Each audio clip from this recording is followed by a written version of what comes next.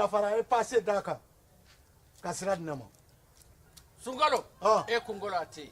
dugu wari ko odima fo dugu andugu dun wara ta de o koni kuma t'a la sa e ka sama mɔnɛ to yen i yɛrɛ ta sita sidi ka numéro filɛ nin wari ci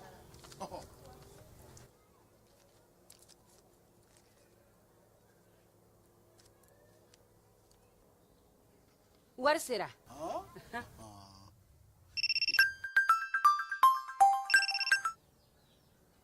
allo i ye wari sɔrɔ o ɲɛna tiɲɛ yɛrɛ la ko ni sama bɛ maa min ɲɛ ko nkomi t'i gosi ngonga sama mɔnɛ i yɛrɛ ta a sɔngɔ ka nɔgɔ ni mali wari ci sira bɛɛ ye depo ye fu ye wari bɛ ci fu ni application ye wa bɔsara ye musaka fitinin ye sama mɔnɛ ji ni kuran bɛ sara n'a ye krediw bɛ ta n'a ye sanni feere bɛ kɛ n'a ye sama mɔnɛ nin y'anw maliyɛnw ta ye a y'a si filɛ ka nkalon bɔnda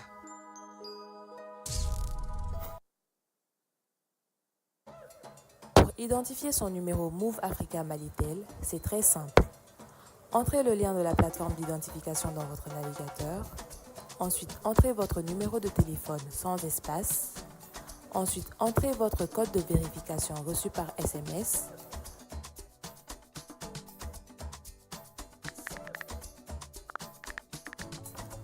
Entrez vos informations personnelles, prénom, nom, date de naissance, numéro. Filɛbaw ni an lamɛnbaaw k'aw bɛɛ lajɛlen fo k'aw waleɲuman dɔn su ŋɔni tigɛra a mɛnna nafila seliw fana caman kɛr'o la su in na ye tile 21 su ye an b'a dɔn k'a fɔ batow kɔni minɛna daminɛ kosɛbɛ ani ka matarafa kosɛbɛ nka o waati kelen fana na denmisɛnnin caman fana ye seliyɔrɔw bila balontanko fana bɛ sen na nin waati in na mali bɛ ka jouer ani Comore balon in bɛ ka taa Marokokaw fɛ yen arajo mali bɛ k'a bɔ n'o ye télévision soba ye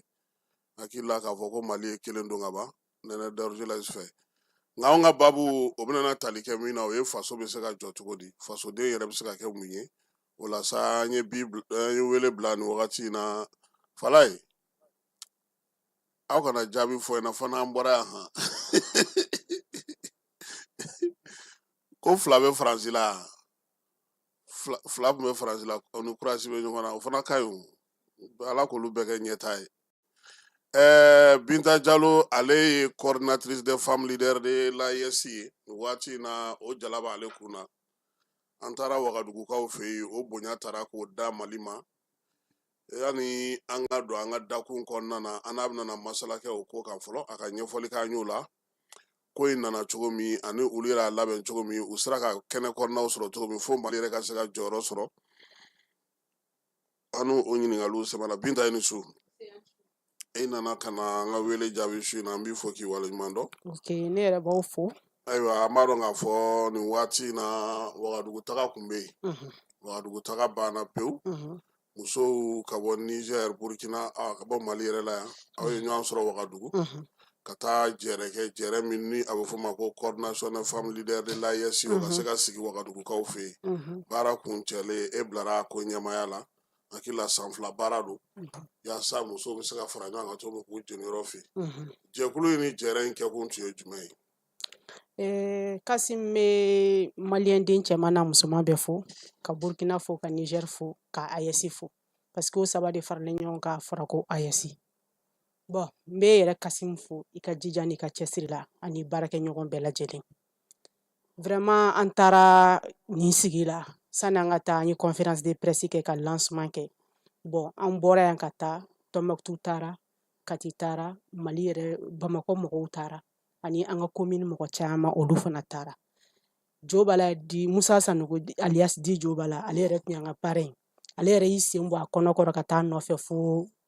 Burkina jamana kan an y'a organiser ka bɛn FESPACO de ma parce que FESPACO la i b'a sɔrɔ mɔgɔ caman fana bɛ AES information na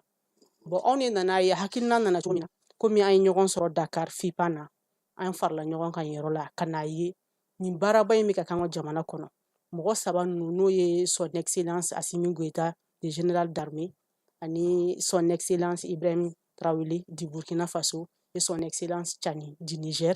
olu ye cɛsiri kɛ k'an ka jamanaw saba minɛ k'a k'an ta ye parce que an bɛɛ ye ɲɔgɔn sɔrɔ problème kelen de la n'o ye sécurité t'an ka jamana kɔnɔ et puis anw bɛɛ de ye kelen fana problème hakɛ min m'anw an dala anw de bɛ se ka jɛ k'o ɲɛnabɔ ɲɔgɔn fɛ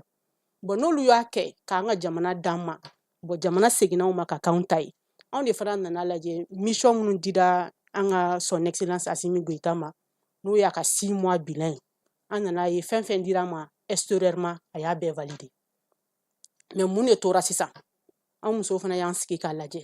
n'i ko ko o ko ni muso t'a sanfɛ a ɲɛfɛ a tɛ ɲɛnabɔ parce que muso en tant que moteur du développement a daminɛ a n'a laban an nana an sigi sisan komi an ye contact ni fɛnw kɛ Dakar fɛn ninnu na ne ko bon an ka taa coordination in sigi a tɛ sigi parce que président b'an ka jamana bolo mais anw fana de b'a yira Mali de ye kelenya jamana ye Mali de ye bɛn jamana ye pour que ka honneur di an ka jamana ma anw musow de fana wulila an ma dan ka to yan ka taa sigi Waka a yɛrɛ kɛra bonyaba ye a balila anw yɛrɛ la parce que anw taara anw minnu kɛra initiateurs ye anw tun tɛ ɲɛfɛla kɔ mais ko bɛɛ ye latigɛ ye ko bɛɛ ye wagati ye n'Ala ko mun bɛ d'i ma o bɛ d'i ma vraiment les autres sœurs n b'u féliciter n'o ye Burkina ni Niger ye vraiment u y'a yira an bɛɛ de ye kelen ye mara b'an bolo fɛn bɛɛ b'an bolo u fana ko ko bon nin tɛ se ka to tan nin cogo la an b'a di Mali ma a bɛ di Mali ma ni condition jumɛn 2 ans parce que an bɛ programme dɔ de b'an bolo n'o ye éducation ni ko jamana ka taa ɲɛ tant que i yɛrɛ ka bi émission kɔnɔna la citoyenneté an ye guerrew ye an ye fɛnw ye mais a sɔrɔla mun fɛ parce que mara de y'a place jɛ o tuma musow bɛ se ka mara la na wa musow bɛ se ka mara la na parce que musow de ta ye mara ye musow de bɛ so kɔnɔ musow de bɛ fɛn bɛɛ la mais mara tiɲɛna mun na parce que fɛn dɔw bɛ yen nɔ n'o ye hakilina jugu minnu tun nana k'an bila ɲɔgɔn na nin tɛ nin fɛ problème de leadership ni ka balimaw fara ɲɔgɔn na n'o ye nafolo ni fɛnw ye ani hakilina jugu tout le monde veut être devant bon o de ye mara tiɲɛ parce que olu fana b'a dɔn n'u mana o bila anw ni ɲɔgɔn cɛ la parce que an ka jamana de tɔgɔ kelenya ni badenya jamana mais jugu bɛ se ka na cogo di u bɛ na ka n'o de déchirer an ni ɲɔgɔn cɛ mais an m'o faamu parce que Mali in dayɛlɛnnen don bɛɛ ye an nana an t'o la ka olu ka culture n'u ka culture yɛrɛ t'u bolo ka na olu ka tagabolo ni fɛnw sisi wayi k'olu ka système copier ka na ɲinɛ an yɛrɛ tagabolo kɔ parce que n'i ye mara tiɲɛna dɔw yɛrɛ t'a dɔn mara tun bɛ cogo min na voilà donna ne ko sisan a ye sigi min kɛ Wagadugu o sen fɛ musow ye sɛbɛn dɔ de bɔ a kan k'o lawaleya wa ou bien ŋaniya min kun taara tɔn sigili sira fɛ a bɛna o de lawaleya n'o ye kalanko in ye bon baara caman bɛ ko in kɔnɔ mais baara yɛrɛ spacement yɛrɛ tɛ se ka taa tant que ni kalanko in tɛ sinon an bɛ participer événement bɛɛ la fɛn fɛn ye an ka jamana saba in farala ɲɔgɔn kan parce que i b'a sɔrɔ fɔlɔ ni furu bɛ kɛ i bɛ taa muso bɛ taa cɛ fɛ yen muso ni jogo ɲuman min nana o de bɛna fara cɛlakaw ta ka b'u kala ɲɔgɔn na a bɛ fɔ ko dalifini bɛ kala ɲɔgɔn na cogo min na bon c'est pour cela anw yɛrɛ déplacera fɛn dɔw bɛ yen a tɛ dan Mali sigili ma dɛ anw bɛ taa Burkina ka taa Niger fɛn ɲuman minnu bɛ yen nɔ n'Ala y'an saba fara ɲɔgɔn kan an b'o k'olu de kala ɲɔgɔn na n'o y'an ka tagabolow ye parce que n'i bɛ diɲɛ fɛn fɛn kɛ fɔlɔ tant que n'i ma mara segin so nos valeurs endogènes n'a ma segin so i mana fɛn fɛn kɛ a bɛ kɛ sanjikɔrɔ wɔsi voilà o de y'a to an taara nin kɛnɛ in kan base yɛrɛ kɔni ye culture in de fɔlɔ mais mɔgɔ joli bɛ a tɔn in kɔnɔ aw ka tɔn in kɔnɔna na bon mɔgɔ 9 de b'a kɔnɔ komi an yɛrɛ ka yeta la an ye mɔgɔ 9 de ta les vice-présidents les secrétaires généraux ainsi de suite ani les trésoriers ani organisation an y'a fɛ mais mɔgɔ baden de b'a kɔnɔ parce que n'i ko coordination i b'a sɔrɔ c'est le cumul des associations awɔ tant que ni camanw de nana ka na fara ɲɔgɔn kan kana k'a sigi bon a bɛ anw bolo yan cogo min na a bɛ Burkina bolo ten a bɛ Niger bolo ten bon a bɛ région fana na ten ainsi de suite bon a bɛɛ bɛna laban an ka siège in de la siège fana dira Mali ma voilà siège fana dira Mali ma siège sigilen don Mali de la présence fana b'anw de bolo mais mission ka ca an bolo mission ka ca an bolo o kɔrɔ don nata la a bɛna na baara dɔw kɛ wa baara 120 parce que n'i ko cɛw kɔni ye hakilina ɲuman ta n'o y'an ka leaderw ye olu ye hakilina ɲuman ta n'o y'an faw ye olu ye hakilina ɲuman ta parce que jamana in ye héritage de mais décor tɛ se ka ɲɛ e bɛ se ka nan san ka taa bila sokɔnɔna la mais ni dɔ m'a dilan a tɛ ɲɛnabɔ voilà i mana baara o baara bɛ ka kɛ nin ko in kɔnɔ anw de bɛna a bɛɛ décor kɛ ayiwa baara in bolodala sisan sigili kɛra aw bɛnna fɛn na don nata la a bɛna na mun de kɛ bon don nata la baara ka ca ni ko baara ka ca par exemple sisan an ye éducation ta éducation min talen filɛ nin i b'a sɔrɔ sisan an ka tagabolow la fɛn dɔw bɛ an ka les différents ethnies an bɛna se an ka mɔgɔkɔrɔbaw ma ani minnu bɛ éducation les enseignants minnu b'a maîtriser fɛn caman bɛ yen nɔ a tun talen don mais a bilalen don tiroir kɔnɔ anw bɛna a actualiser de o bɛ yan cogo min na o bɛ Burkina ten o bɛ Niger ten an bɛ n'o 3 de fara ɲɔgɔn kan document dɔ bɛ n'a bɛ fɔ ko document AES voilà sur notre éducation AES fana ye fɛn dɔ ye jamana 3 dɔrɔn tɛ parce que a ka di mɔgɔ caman ka don AES la mais c'est ce que j'ai fait comprendre aux uns aux autres parce que mɔgɔw ma AES faamu caman bɛ taa ne ka bureau la les après-midi ne ko AES tɛ mɔgɔ ko ye AES ye idéologie de an ka jamanaw seginna an ma an ka jamanaw de bɛ ni problème kɔnɔ il faut que il est temps an ka mɔgɔw sensibiliser o kɔnɔ parce que mɔgɔ caman tɛ ka AES ko faamu k'a fɔ ko mɔgɔ dɔw de nana n'a ye k'a sɔrɔ AES nana ni hakilina dɔ de ye n'o ye an ka tagabolo kɔrɔw ni an ka laadalafɛnw ye an ka kan yɛrɛ an ka segin an yɛrɛ ma il faut que o de ka fɔ maliyɛn denw ni AES jamana bɛɛ ye pour que mɔgɔw bɛ adhérer a la an ka mɔgɔ ko bɔ a la k'o ye wagati ko de mais n'an ka jamana seginna an ma ni ne ma da n yɛrɛ la ne ka faiblesse o b'a to jamana in bɛ bi o fa la ayiwa musow ka jɛkulu n'o ye coordination ye sa nin y'a sigilen ɲɛmaya bɛ Mali bolo san 2 baaraw kan ka boloda ne ko lakodɔn sɛbɛn mun kan ka ta aw fɛ ani jamana ɲɛmɔgɔ an n'olu bɛna baara kɛ cogo di bon an bɛ ka baara kɛ ni jamana de parce que jamana 3 in mana fɛn fɛn fɔ nous on est obligé partenaire wɛrɛ t'anw na n'an ka autorités tɛ partenaire wɛrɛ t'anw na n'an ka gouvernement 3 ninnu tɛ bon i b'a ye fɛn dɔw tun bɛ kɛ Burkina mɔgɔw tun t'a kalama fɛn dɔw bɛ kɛ Niger mɔgɔw t'a kalama fɛn dɔw bɛ kɛ Mali la mɔgɔw t'a kalama mais an ye bloc dɔ de kɛ sisan ni fɛn fɛn kɛra fɛn min ye ɲuman ye o bɛ se ka lase an ka ɲɛmɔgɔw ma ni bonya ni karama ye pour que u bɛ se k'o ɲɔgɔn sugu copier o fana ka kɛ an fɛ yan nɔ ani minnu fana bɛ k'anw fɛ yen n'o ye ɲuman ye olu fana bɛ se k'o copier ainsi de suite anw de nana kɛ ka olu kala ɲɔgɔn na pour que ka se k'o fɔ o de y'a to projet 120 de bɛ nin ko in kɔnɔ an bɛ fɛn min ɲini maliyɛnw fɛ ani Burkina ni Niger fɛ bɛɛ de welelen don pour que AES bɛ se ka sira sɔrɔ coordination des femmes leaders pour que a bɛ se ka sira sɔrɔ bɛɛ de invité len don a kɛnɛ kan hakilina ɲuman bɛ mun na tagabolo ɲuman bɛ mun na mun bɛ se ka na fɛn min kɛ jamana ko ka bɔ mɔgɔ kelen ma an kɔni y'a daminɛ mais c'est pas pour nous c'est pour tout le monde voilà donc dayɛlɛlen don muso bɛɛ c'est pas pour moi c'est pour tous les femmes du Mali et du Burkina et du Niger mais ne kɔni de y'a daminɛ parce que fɛn dɔ de b'i filtrer a kɔnɔna la k'a fɛn sinon ne yɛrɛ ta tɛ i b'a sɔrɔ sisan fɔlɔ an bɔra Sumaworo Kante ninnu ni Sunjata ni fɛn ninnu na ani Nakani les premières femmes militaires olu la olu bɛɛ de ye ko dɔ kɛ pour que ka se nin yɔrɔ ma Aminata Dramane Traoré ni fɛn ninnu faut que mɔgɔ dɔw de ka na relève kɛ l'état est une continuité minnu bɛ se ka na minnu kɛ olu ka n'o kɛ sinon ne kelen tɛ se dɛ ne de kɔni Ala y'a latigɛ ne nana mais ne ni mɔgɔ 120 de bɛ ka baara kɛ mais a tigiw yɛrɛ fana bɛ kɔfɛ halisa ka na ayiwa fasodenya ni fasoden ɲumanya ni fasojɔ baara jumɛn bɛ y'a yɛrɛ ye aw ka tɔn in kɔnɔna na ani aw bɛna n'o kɛ cogo di bon fasodenya ni fasoden ɲumanya min yɛrɛ b'a kɔnɔ parce que Kassim a sigira o yɛrɛ de kan n'i y'a jateminɛ anw bɛ taa wagati min na an mago tɛ bɛɛ la an mago bɛ les vrais n'i ko ko femme leader est différent des femmes d'accompagnement awɔ m'o yɔrɔ f'i ye bi o ɲɛfɔ n k'o faamu voilà femme d'accompagnement fana ye jumɛn ye femme d'accompagnement ye mun ye n balimamusow ni musoɲɔgɔnw ka hakɛ to mais an bɛɛ k'a ɲini ka kɛ femme leader ye les femmes qui sont capables tu sais que i bɛ hakilina ɲuman ta projet yɛrɛ c'est à 70% o ye hakili de ye n'i sɔnna fɛn ma ka da i yɛrɛ la Ala de bɛ mɔgɔw dɛmɛ a la Kassim an bɛ taa don min na nin na Ala ni e yɛrɛ ani ka jija n'i ka cɛsiri parce que i ni ɲɔgɔnna caman y'aw ye aw kɛlen don ka jamana in kanu mais mun de b'a jɛ f'aw musow de ka wuli c'est pour cela n y'a appel bila mɔgɔw ma an tɛ mɔgɔ ka wari kɔ dɛ minnu bɛ se ka ka passe bɔ u yɛrɛ ye ka taga minnu bɛ se k'u ka charge ta u yɛrɛ ye ka taa minnu bɛ se ka fɛn min kɛ u yɛrɛ ka taa bon a bɛ fɔ olu de ma ko femme leader parce que i b'a dɔn jamana in tun degelen don fɛn caman na Kassim ni wari ma di ko ka activités kɛ ka fɛnw kɛ a tɛ ɲɛnabɔ bon ni wariko donna fɛn fɛn na k'a sɔrɔ mɔgɔw yɛrɛ nana la wariko de la u mana jamana kanu yɛrɛ la o tɔn bɛ ci bon an ta tɛ wariko ye an ta tɛ foyi ye anw de y'a ye il est temps an k'an yɛrɛ sacrifier an denw ye mais a bɛna o don mɔgɔw kunkolo la cogo di parce que waati caman de kɛra an ye san caman de kɛ mɔgɔw delilen don k'a fɔ ni faraɲɔgɔnya kɛra donbolow bɛ kɛ ɲɔgɔn yew kɛnɛw kan pɛrijɛmuko kumaw bɛ fɔ a n'a fɛn wɛrɛw transportw bɛ di ni yɛrɛ bɛ na f'i ka mɔgɔ ka passew bɔ ni y'u na kɔnɔ aw bɛna o yɛrɛ kanu k'a jira k'a fɔ ko u yɛrɛ bɛ se ka mun kɛ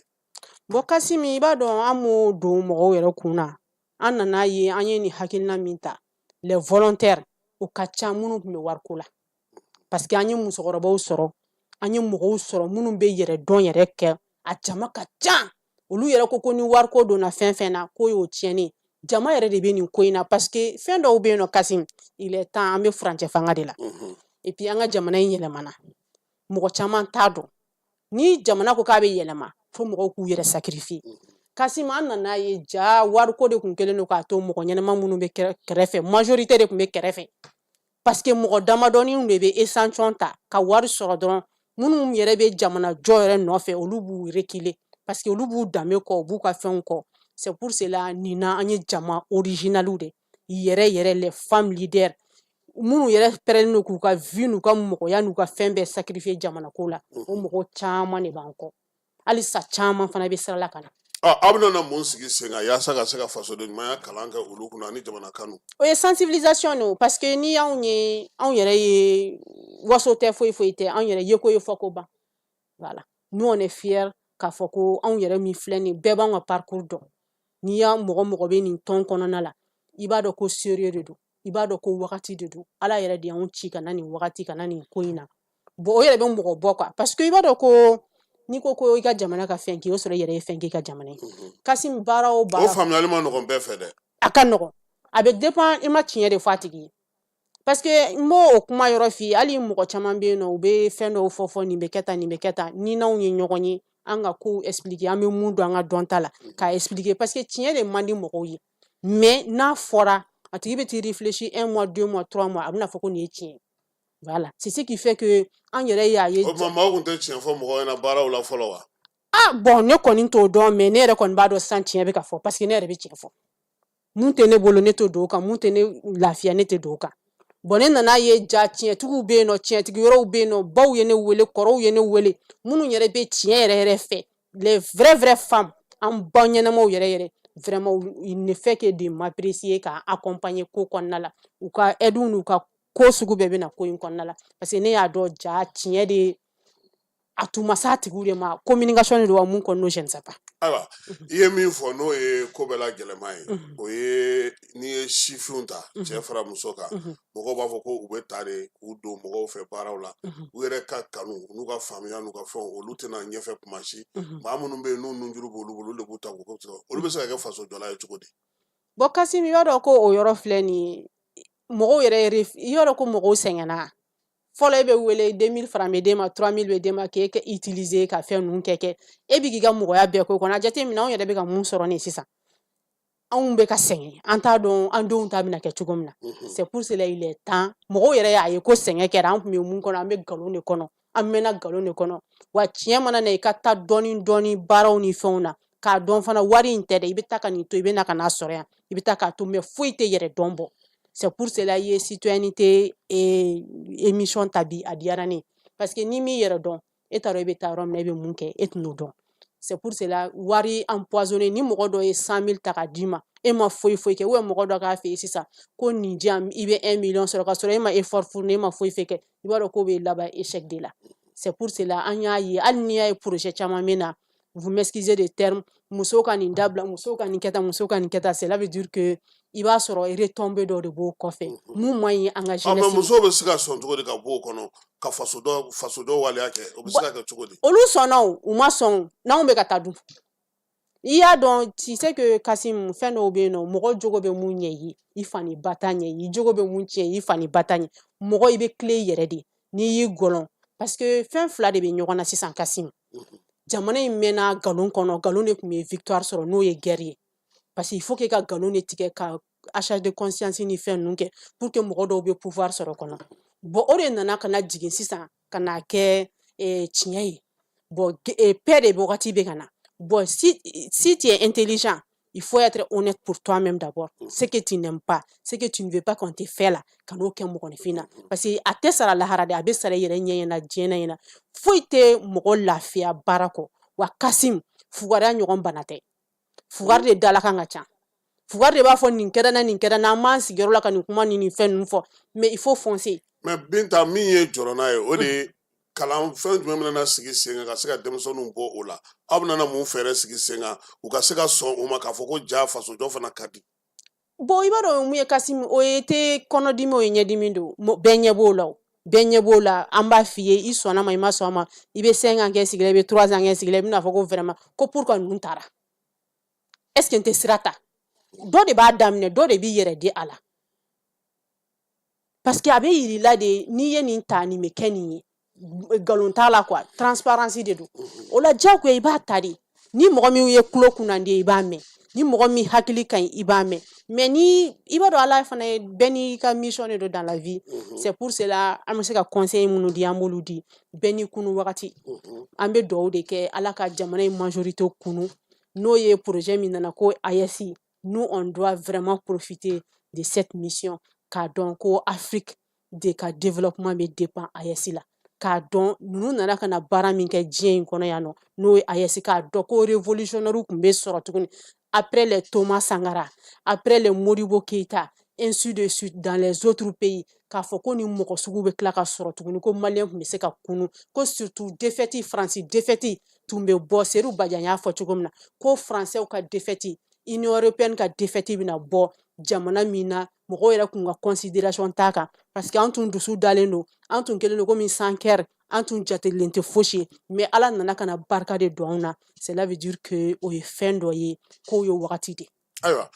an b'a dɔn k'a fɔ min ye baara in ɲɛ a ma nɔgɔn tiɲɛ don e bɛ k'a fɔ ko hakilina falen faso bɛ se ka kanu maa kan ka i jija i yɛrɛ ye ka tɔw kan'i sigi k'i bolo fila da i sen kan i ka se ka wuli ka jɔ kɛ ka baara kɛ nka san caman fana kɛra kana ɲinɛ a kɔ k'a fɔ ko maaw kun degelen don min na a mɔlen bɛ d'u ma de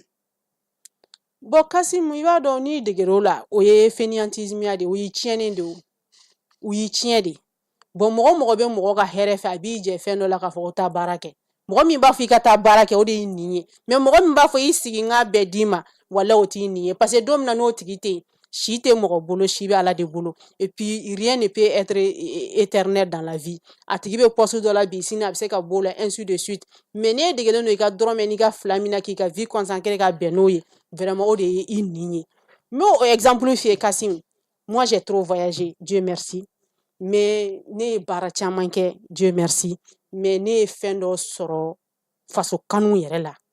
n ka mission ninnu kɔnɔna la ni ne Binta bɔra yan ko n bɛ taa diɲɛ yɔrɔ o yɔrɔ faso kanu na n b'a ye ala yɛrɛ de bɛ dayɛlɛ la preuve en est que quand n kɛra fɛn marraine Jɛnɛba Sɛki ka fɛn na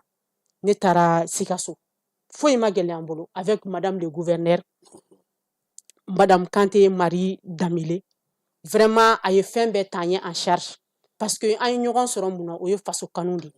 mais a ye conseil caman di yan a diyara ne yɛrɛ ye n y'a ye ja an bɛ ɲɔgɔn sɔrɔ nin de la a ko Binta n bɛ kuma kelen dɔrɔn de f'i ye nin yɔrɔ in na i k'o fɔ mɔgɔw ye faso kanu t'i da ye dusukun de don ni maaw ye ɲɔgɔn sɔrɔ dusukun na dɔrɔn c'est ça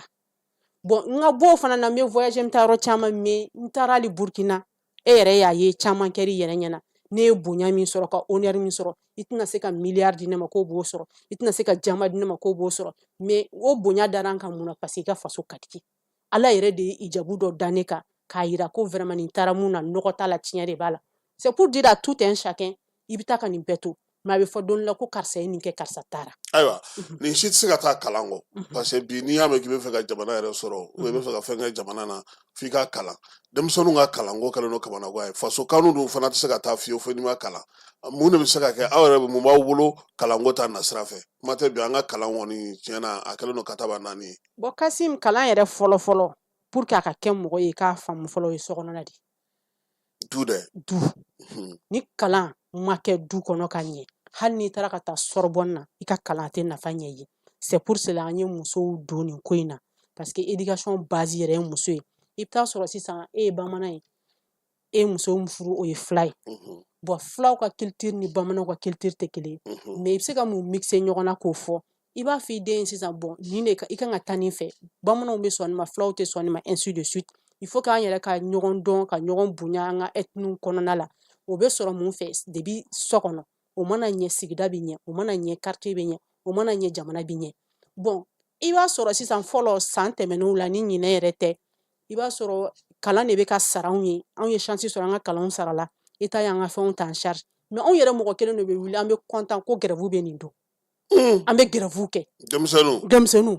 k'a sɔrɔ u tɛ ka wari bɔ u tɛ ka foyi bɔ u t'a dɔn a bɛ sɔrɔ cogo min na bon n'i y'i ka mɔgɔya kɛ chaque année grève de bɛ kɛ e yɛrɛ degelen n'o chômage la e degelen n'o fɛn na e bɛ se ka mun kalan ɲɛnama sɔrɔ k'a sɔrɔ état de bɛ k'e sara état de bɛ k'a yɛrɛ sacrifier pour que e bɛ se ka kɛ siniɲɛsigi ye état ma bon n'u nana kɛ grève ni fɛn ninnu ye aw ka taa mauvais comportement kɛ e b'a sɔrɔ e selen no i den na dɔ ma s'a den na bon o la denw ka éducation tɛ ɲɛ sigida mɔgɔw tɛ se ka éducation tɛ ɲɛ jamana ka éducation tɛ ɲɛ c'est pour cela an ye musow bɛɛ don nin ko in kɔnɔna la ka sensibilisation kɛ an bɛna document dɔ bɔ n'a bɛ f'o ma ko document AES depuis à bas âge musow kan ka taa cogo min na an bɛna formation n'a fɛnw kɛ musow kunna musow ko vraiment u ka segin so u ka jigin dugu ma n'o ye base ye n'o y'u ka sokɔnɔna ye bɛɛ k'a den na sensibiliser parce que hali n'i y'a ye kɛlɛ bɛna don jamana kɔnɔ parce que i ma s'i den na de n'i ye kɛlɛ in jateminɛ an yɛrɛ dama de bɛ ɲɔgɔn na u nana don an yɛrɛ dama de ni ɲɔgɔn cɛ ni problème de leadership ye ani wariko ni fɛnko Kassim hali n'i ye ni ci n'Ala ko k'i tɛ kɛ mun ye i tɛ k'o ye mɔgɔninfinw ka sɔn o ma Ala yɛrɛ ye diɲɛ da kanu de kama wa ko bɛɛ bɛ laban kanu de ma et puis bɛɛ n'i ka mission de don ne tɛ se k'i ka mission copier e tɛ se ka ne ta copier c'est pour cela an ka n'an kalanna ka Ala dɔn k'a dɔn an nana diɲɛ in kɔnɔ kun min na munna Mali in donna an garisɛgɛ la munna AES in donna an garisɛgɛ la munna an ka jamana saba farala ɲɔgɔn kan munna nin bɛ yen nɔ parce que o bɛɛ de ye dɔnni ye mais n'i ye mun ɲini k'o dɔn e k'o dɔrɔn dɔ nana miliyɔn d'e ma o b'o d'e ma bi o ye inconvénient min ye i bolo e t'o dɔn voilà c'est pour cela an ko an bɛ jigin n ko ko in yɛrɛ gɛlɛyɔrɔ ye min ye c'est que n'i y'an ka jamanaw ta k'u lajɛ i bɛ taa sɔrɔ fɛn dɔw bɛ yen bɛɛ lajɛlen bɛ ɲɔgɔn sɔrɔ o la o ye k'a fɔ ko kalanko gɛlɛya o ye k'a fɔ denmisɛnninw ladɔnbaliya o ye k'a fɔ bangebaaw yɛrɛ jɔyɔrɔ bɛ ka dɔgɔya o ye k'a fɔ du kɔnɔtaw la kalan ni fɛn minnu tun bɛ kɛ ani maanifinya taabolo minnu tun bɛ kɛ olu fana caman tɛ yen tuguni an yɛrɛ kɛlen don ka duw ta ka bɔ dubaw kɔnɔ an tɛ ɲɔgɔn sɔrɔ an tɛ ɲɔgɔn ye ni kungo tɛ wa kungokɛ wɛrɛw fana yɛlɛmana ka kɛ fɛn wɛrɛw ye maaw bolo hali maaw ka hakɛ to n'i taara jɛnajɛkɛyɔrɔ la bi i bɛ ɲininkali kɛ jɛnaja danfara jumɛn bɛ ale ni kɔɲɔ cɛ bi bikorow bɛ siri basiw bɛ siri ladamunuw bɛ kɛ majamunuw bɛ kɛ a bɛɛ lajɛlen n'i ma farati yɛrɛ i t'a dɔn min ye min ye nin bɛɛ lajɛlen dunna a fɔra ko aw musow de bɛ se ka caman kɛ nin ko ninnu na ka se ka dɔ bɔ olu na jamana bɛ se ka jɔ cogo min na jamana kalo bɛ se ka don mɔgɔw la cogo min na o waleya senfɛ an b'a dɔn k'a fɔ aw ye barosigi minnu kɛ aw ka wagadugu taga la sinsin kɛra fɛn caman kan n'o y'an ka taabolow ye yaasa faso kanu bɛ se ka don mɔgɔw la muso minnu ye olu ɲaɲiniw kan n'aw yɛrɛ ka jɛkulu ninnu kɔnɔna ye aw bɛna aw sinsin mun de kan yaasa an ka faso jɔ in dɛ min y'an ka duloma ye ka kɛ n'an ka kalanw n'an ka taabolow ye dɛ o bɛ se ka sinsin cogo di o bɛna don mɔgɔw la cogo di mɔgɔw ka se k'o faamuya bon e yɛrɛ taara Burkina an tun bɛ Burkina ɲɔgɔn fɛ e bɛ Burkina siɲɛ caman e yɛrɛ y'a ye bon les Burkina bɛ bɛɛ n'i ka atout de don les femmes burkinabé ils ne sont pas trop luxueuses c'est des femmes aussi ils se battent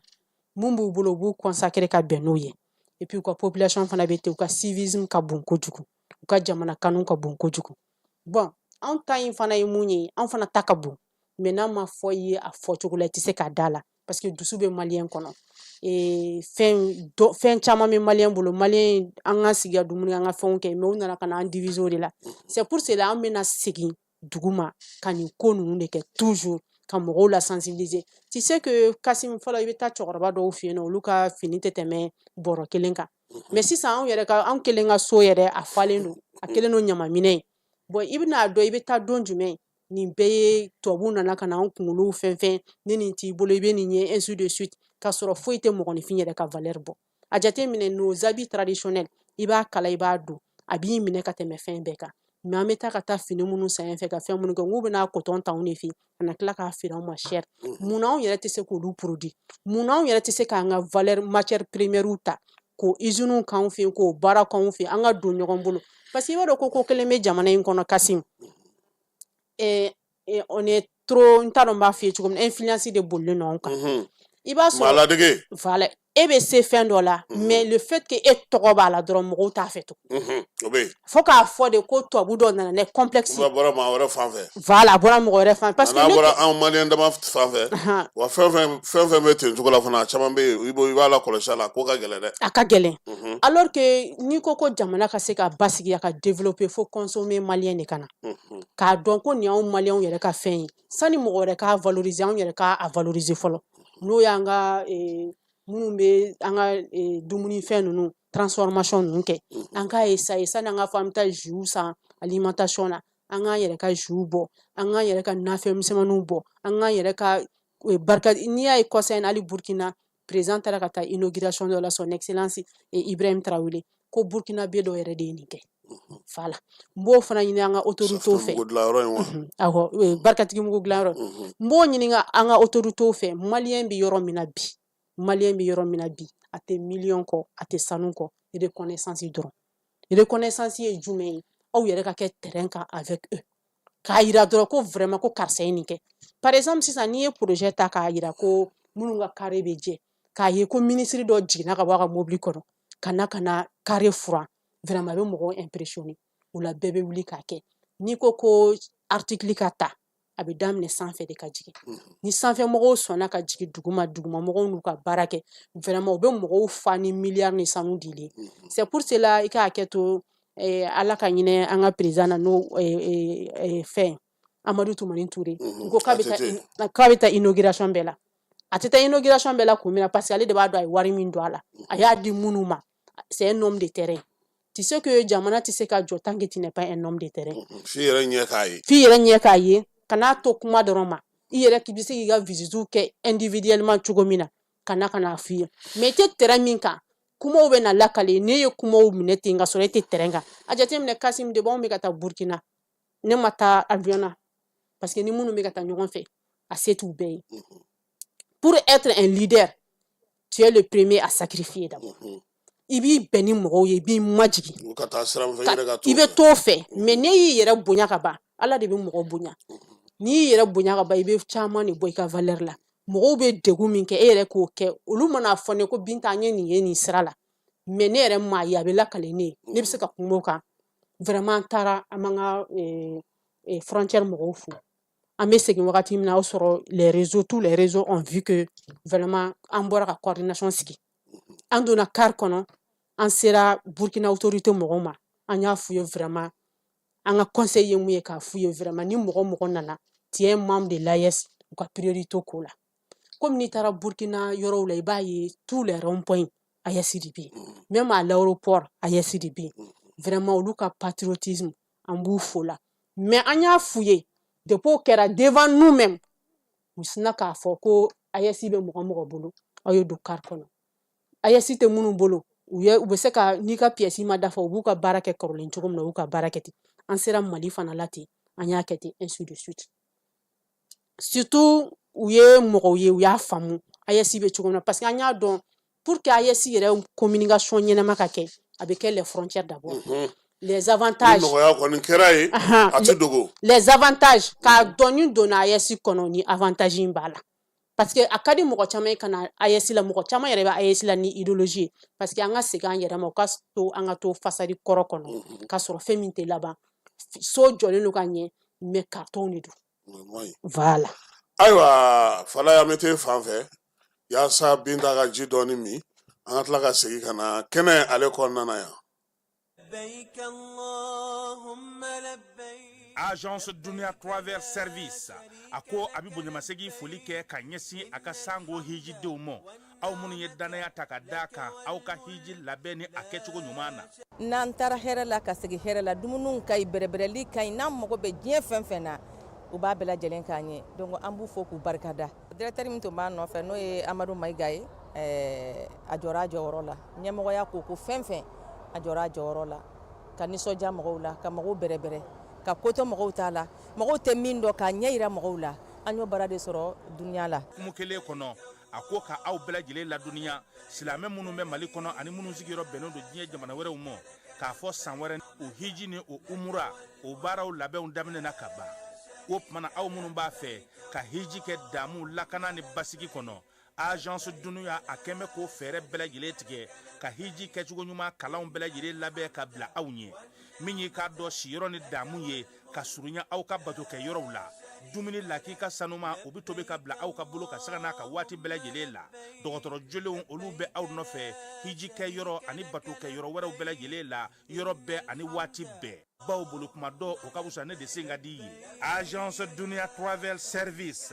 jɛɲɔgɔn kelen min bɛ aw ka hiji ni aw ka humura kɛ k'a ɲɛ ale de do o fana ni aw bɛɛ kunnafoni wɛrɛ ɲini a ye weleli kɛ 66 71 37 24 70 64 99 71 ni aw bɛ u ka yɔrɔ ɲini u filɛ ni hippodrome yɛrɛ la immeuble station Soma Yafula Kulukɔrɔ sira da la o fana min y'i k'a dɔn agence Dunuya Travel Service ye k'u bɛ dugawu kɛ hiji ni umura kɛcogo ɲuman a n'a musakaw ala k'a nɔgɔya silamɛ bɛɛ lajɛlen ye. Ayiwa an bɛ segin ka na an ka baabu kɔnɔna yan Binta sokɔnɔnaw fana dunna an fana ka taabolow b'an bolo dɛ n'i ye Mali siya o siya ta i bɛ taa sɔrɔ lamɔ sira fɛ fɛn dɔw bɛ yen min ye jɔyɔrɔ ko la ka se ka kalan kɛ denmisɛnninw kunna kuma tɛ aw yɛrɛ musolakaw yɛrɛ jɔyɔrɔ ka bon kabini npogotigi kɔni ko a bɛ fa yɔrɔ min na ba b'a a dege baaraw fɛnw ni fɛnw bɛɛ lajɛlen na o fana ka tɛmɛ ka bɔ yen muso bɛ mɛnni min kɛ du kɔnɔ cɛw t'o kɛ o lamɔ ko cogo min na kɛ cogo di aw bolo AES la. Ok bon i b'a dɔn o yɔrɔ sabula kalansen fana don dɛ. o ye kalansen parce que k'a dɔn nin ye sokɔnɔ baara i mana bɔ sokɔnɔ i bɛ baarakɛyɔrɔ mun na i b'olu ta cogo min na o bɛɛ kalansenw b'an bolo parce que k'a dɔn fɔlɔ musow ni sisan musow tɛ kelen parce que an baw ye cɛsiriw kɛ ka fɛnw kɛ fɔlɔ musow tun tɛ bɔ mais sisan an baw ye cɛsiri kɛ musow donna école la musow bɛ taa baarakɛyɔrɔ la les femmes sont indépendantes voilà o fana kalan ninnu ani bɛ se ka sokɔnɔna ni baarakɛyɔrɔ mélanger ka sɔrɔ a si ma kɛ gasi ye aw bɛɛ b'an ka document in kɔnɔ an b'o préparation na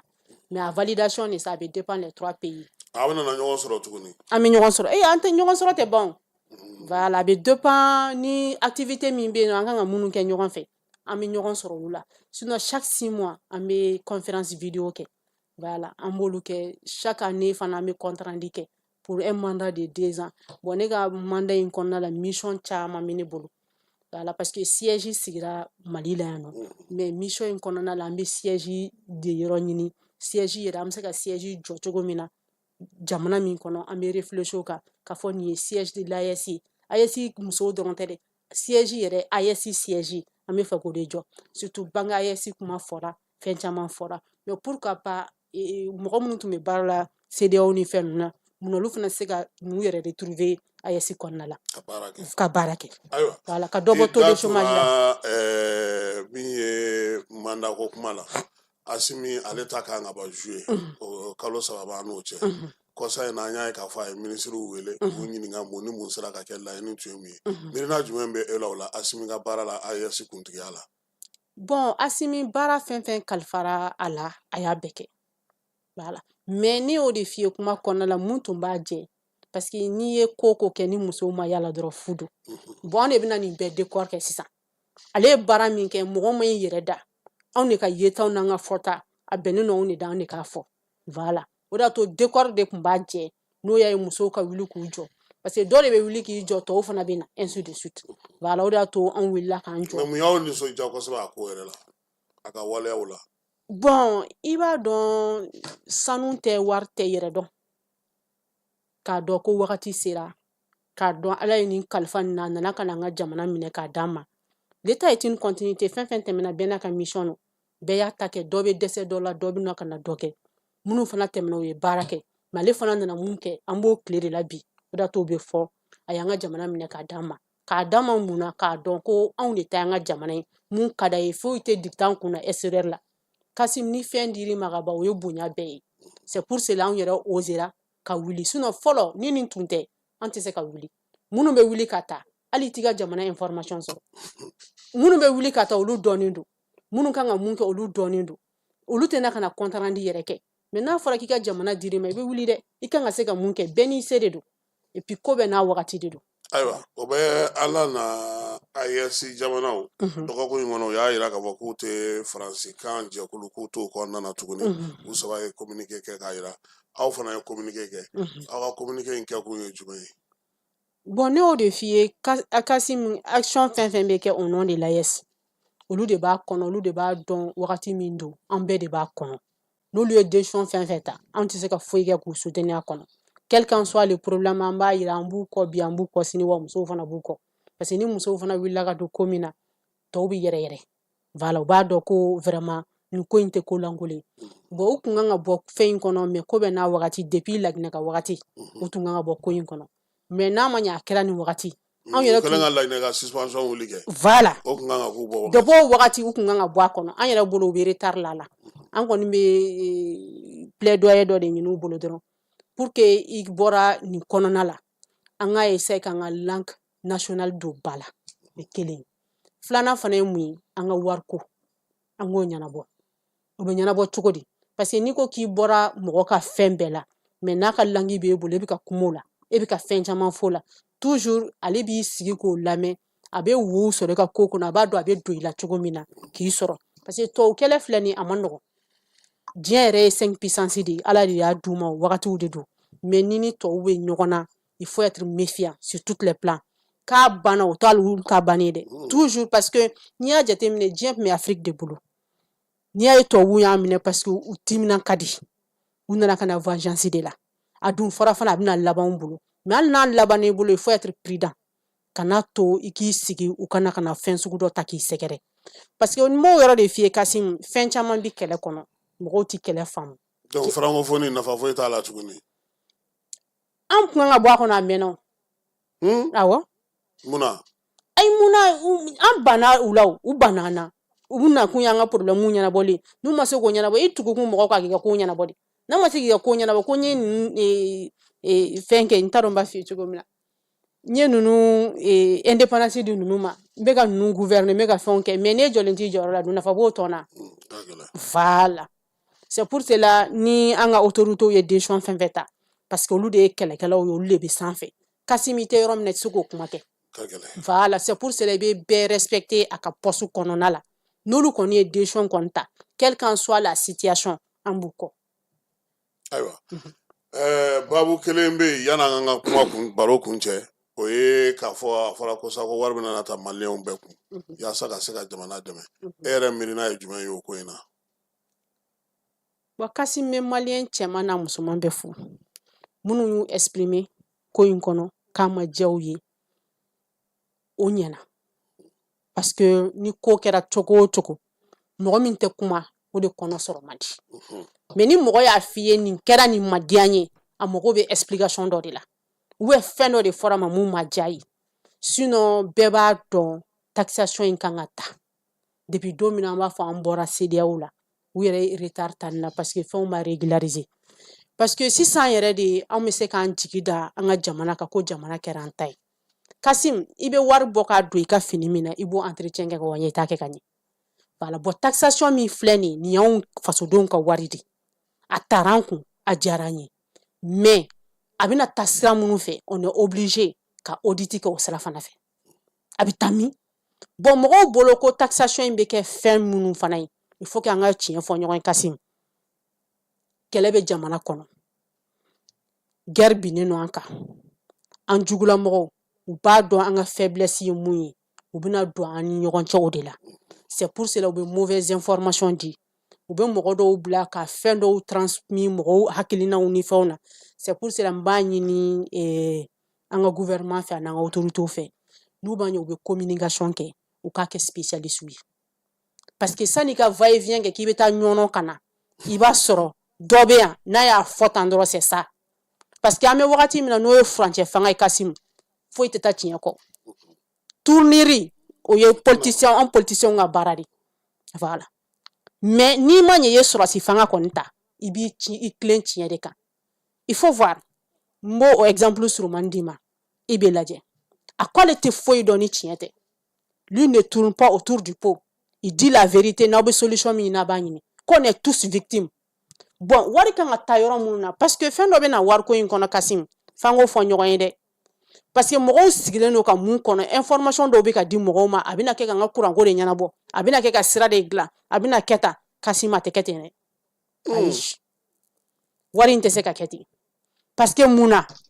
ni kɛlɛ bɛ yen, entretien bɛ kɛ. Mobili minnu bɛ yen olu entretien bɛ kɛ. Essence bɛ kɛ mobiliw kɔnɔ. Bon i bolo ko kɛlɛ in bɛ ban wagati o wagati,